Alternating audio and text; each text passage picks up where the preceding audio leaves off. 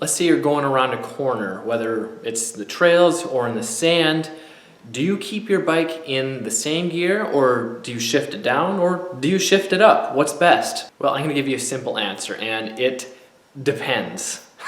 Because it kind of depends on how you ride, what your bike can handle, and how fast or slow you're going, and whether you're braking or accelerating. So if you're coming into a corner and you're at moderate RPM, so mid-range, so it's kind of, and you need to slow down, and you can start to feel it chugging, blah, blah, blah, blah. Well, then you need to shift down either right before you get into the corner or while you're going around the corner. And sometimes this can be harder when you're already in the corner. Maybe you have your foot sticking out for balance, or you're just focused on keeping the bike upright. Well, then maybe it's easier to shift it down before going into the corner. And shifting down before you go into the corner can help you accelerate out of the corner faster, especially if you're racing or if you're on like a small bore two-stroke, or you need to keep the RPM high to get the most power and accelerate hard. But on the flip side, if you're on a trail bike or you like to short shift, you like the low-end torque of a bike,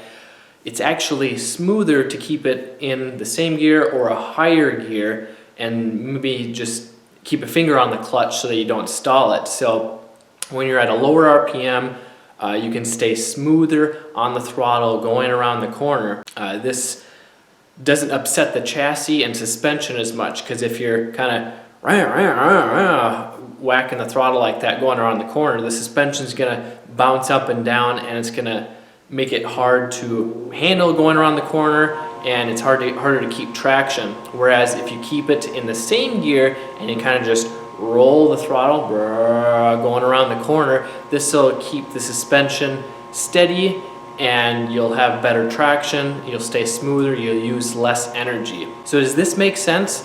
I'd like to hear from you. Let me know in the comments below. And if you want a free guide to learning the basic techniques to riding off-road with control, you can go to motocrosshideout.com/free lessons, or the link is in the description below. This is Kelly Fager from Motocross Hideout. Learn more, ride more, so that you can stay safe and have fun for many years to come.